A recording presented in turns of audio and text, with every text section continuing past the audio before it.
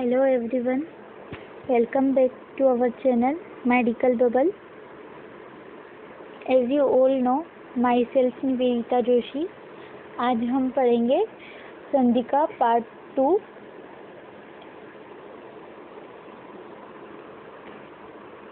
तो हमने संधि पढ़ ली थी, यहाँ तक देखा था हमने कि संधि कितने टाइप की होती है. संधि 3 टाइप की होती है, स्वर संधि, व्यंजन संधि, विसर्ग संधि. फिर इसके सब टाइप्स देखे थे और फिर दीर्घ संधि देखी थी हमने.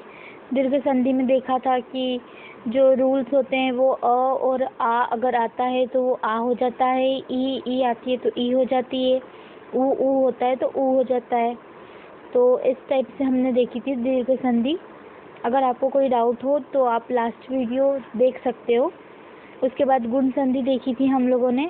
गुण संधि में हमने देखा था कि अगर असमान वाले स्वर हो तो अगर अ ई हो तो ए हो जाता है, आ ऊ हो तो ओ हो जाता है, और आ और ऋषि आता है तो अर हो जाता है. आज हम पढ़ने जा रहे हैं वृद्धि संधि. अब हम देखेंगे कि वृद्धि संधि होती क्या है.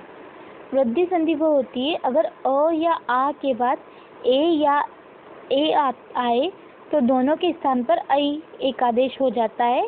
इसी तरह अ या आ के बाद ओ या औ आए तो दोनों के स्थान पर औ हो जाता है. इसका मतलब ये है कि अगर अपन सिंपल लैंग्वेज में देखें तो क्या होगा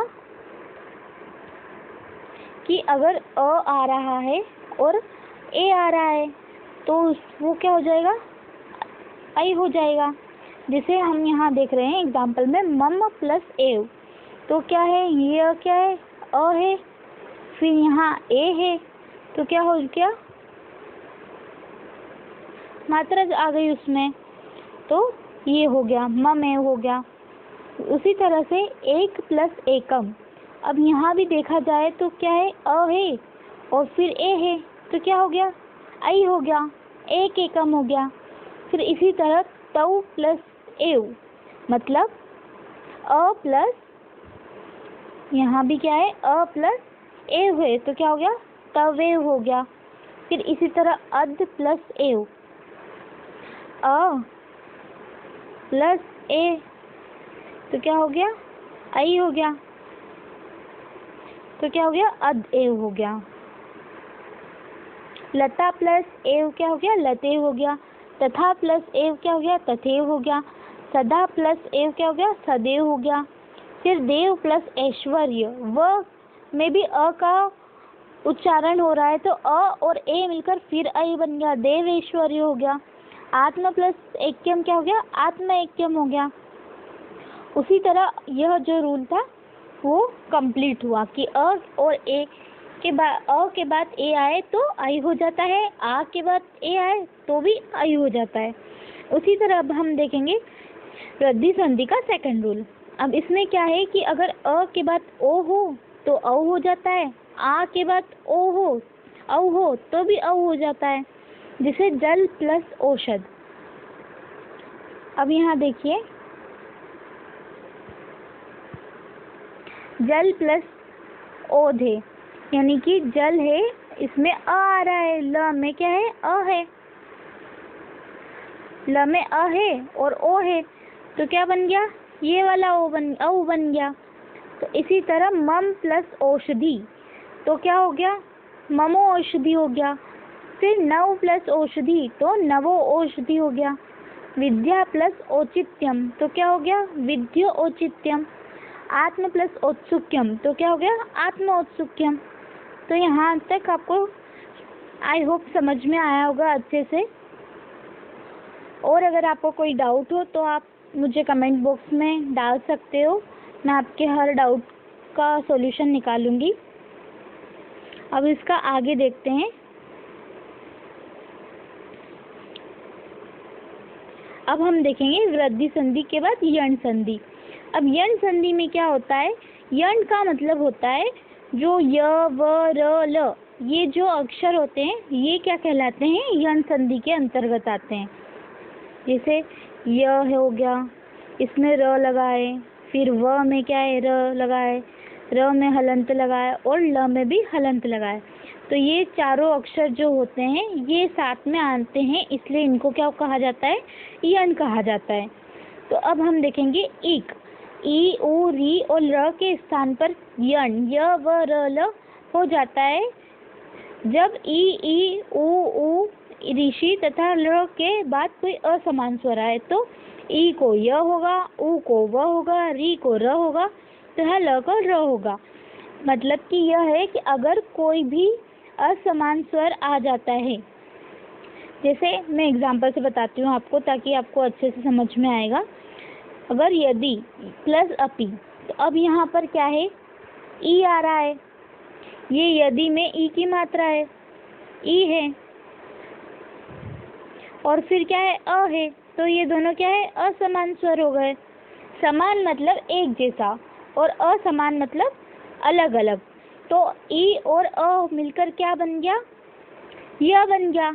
अब अपन देखते हैं कि यद्यपि लिखा कैसे जाता है। य, फिर द, फिर य और फिर पी, ये ऐसे लिखा जाता है यद्यपि। लेकिन कुछ रूल्स होते हैं, ग्रामर होती है, उसके अंतर्गत जो यद्यपि होता है उसका ये फॉर्म लिखा जाता है, यद्यपि ऐसा लिखा जाता है। लेकिन अगर इसको अपन क्लियरली लिखें तो ये है ऐसा, यद्य और पी। अब अपन देखेंगे कि ये क्या है? ई, यदि में ई की मात्रा है और अ है, तो ई और अ में आया है तो क्या हो जाएगा? ई की जगह क्या हो जाएगा? चेंज हो जाएगा।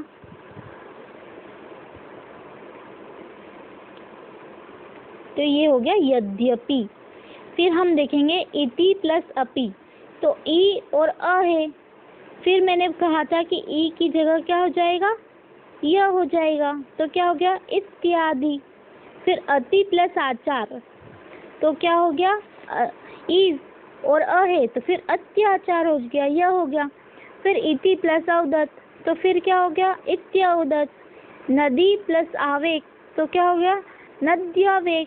अब यहाँ भी वही चीज़ है कि ये जो है नद्यावेग लिखा हुआ है, ये भी इसका फॉर्मुलेशन ऐसे लिखा गया है, जबकि ये होता है, अगर अपन देखें तो ये होता है नद्यावेग,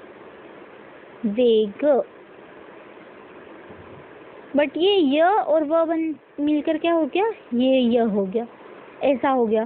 तो अब अपन इसको कैसे लिखेंगे? नद्यावेग, ऐसे लिखा जाएगा ये, ठीक है। उसी तरह सखी प्लस ऐश्वर्य, तो क्या हो गया? सख्य ऐश्वर्य। सु प्लस आगत, तो क्या हो गया? स्वागतम। फिर अनु प्लस अय, तो क्या हो गया? अन्वय हो गया। अब देखो यहाँ पर उ की का क्या हो गया? कन्वर्ट काई में हो गया, उ को व में बोल दिया, ठीक है। फिर मधु प्लस अरि, तो मधुवरी हो गया। वधु प्लस आगमन, तो वाध्व आगमन हो गया। पित्र प्लस आदेश, तो क्या हो गया? पित्र आदेश हो गया। मात्र प्लस आज्ञा, मात्र आज्ञा हो गया। ल प्लस आकृति, तो क्या हो गया? लाकृति हो गया। इसी तरह यण संधि भी हमारी कंप्लीट होती है। अब हम नेक्स्ट संधि पर जाएंगे, स्वर संधि की, जो लास्ट संधि, सेकंड लास्ट संधि, अयादि संधि। अब अयादि संधि में क्या बोला गया है कि अगर ए, ऐ, ओ तथा औ के बाद कोई स्वर आए, कोई भी स्वर आए। अब स्वर मैंने बताया था कि अ से लगाकर अम तक के स्वर होते हैं, और अम और अह जो होते हैं वो अनुनासिक बोलते हैं, अनुस्वार बोलते हैं। तो अगर अ से लगाकर कोई भी स्वर आता है तो उसकी जगह क्या हो जाएगा? चेंज हो जाएगा। जब ए, ऐ, ओ तथा औ के बाद कोई स्वर आए तो ए को आई और आई को आई कर देंगे और ओ को औ कर देंगे, तथा औ को आव आदेश हो जाता है। अब देखो, जैसे ने प्लस एनम, तो यहाँ पर एक मात्रा थी, ने प्लस अनम था, तो कहा था कि अगर ए के बाद कोई भी स्वर, तो अ जो है वो स्वर है। अगर ए के बाद कोई भी स्वर हो तो वो क्या हो जाता है? आई हो जाता है। तो ने प्लस अनम क्या हो गया, नयनम। अब न में क्या है, अ का उच्चारण आ रहा है और यह जो है वो लिखा ही है, तो ये क्या हो गया, न की जगह यहाँ पर नयनम हो गया। फिर शे प्लस अनम, तो ए प्लस ए है और उसके बाद स्वर आ गया, अनम हो गया, तो फिर ऐ हो जाएगा, तो क्या हो जाएगा, शयनम हो गया। अब यहाँ पर ने प्लस अक, अब इसमें दो मात्रा है, ऐ है ये, तो क्या हो गया, ने प्लस अक का क्या हो गया था, आय हो जाएगा। तो क्या यहाँ क्या लिखा है, नायक। तो क्या है, जो अ की मात्रा है उसको आय हो गया, तो नायक हो गया। फिर भो प्लस अनम, तो भवनम हो गया। भानो प्लस ए, भानवे हो गया। फिर नो प्लस एक, नाविक हो गया। अब यहाँ देखिए औ की मात्रा है और अ है, तो क्या बोला था कि ओ के बाद, औ के बाद कोई भी स्वर आए तो क्या हो जाएगा, आव हो जाएगा वो, तो यहाँ क्या हो जाएगा, भवनम हो गया। फिर भो प्लस उक, तो भावुक हो गया। इसी तरह अयाजी संधि के ये कुछ एग्जाम्पल थे। और अब हम लास्ट संधि देखेंगे। स्वर संधि की लास्ट संधि जो है वो पूर्व रूप संधि है। पूर्व रूप संधि जो है वो बहुत ही सिंपल संधि मानी जाती है और इसको क्या बोलते हैं कि अपवाद बोलते हैं। ये अयादी संधि का अपवाद होता है। इसमें क्या है, इसमें कुछ भी नहीं होता है, बस अवग्रह लग जाता है। तो आपको ये देखना है कि अगर पूर्व रूप संधि को अ के पद के अंत में स्थित ए ओ के बाद यदि ह्रस्व अ आए तो ए प्लस अ दोनों के स्थान पर क्या हो जाएगा, पूर्व रूप संधि ए एकादेश तथा ओ प्लस अ दोनों के स्थान पर क्या हो जाएगा, ओ एकादेश हो जाता है। तो अपन यहाँ देखेंगे कि हरे प्लस औ, यानी कि ए आया है और अ आया है, तो इसका क्या हो जाएगा, विग्रह वो लग जाएगा, अवग्रह लग जाएगा। तो अवग्रह क्या होता है, अवग्रह जो होता है वो एस वाला जो साइन होता है इसको हम अवग्रह बोलते हैं, जो कि अ के सिंबल के टाइप माना जाता है कि इसको अ से उच्चारण करते हैं। जैसे हरे प्लस औ, तो ए और अ हो की जगह क्या हो जाएगा, अवग्रह लग गया। फिर ते प्लस अपी, तो क्या हो गया, ते अपी। फिर वापस से यहाँ पर अ के स्थान पर क्या लग गया, अवग्रह लग गया। ऐसे हरे औ, तो ये जो है ये क्या हो गया, अवग्रह हो गया। ये जो है सिंबल लग जाता है, इसको क्या कहते हैं, इसको हम अवग्रह बोलते हैं।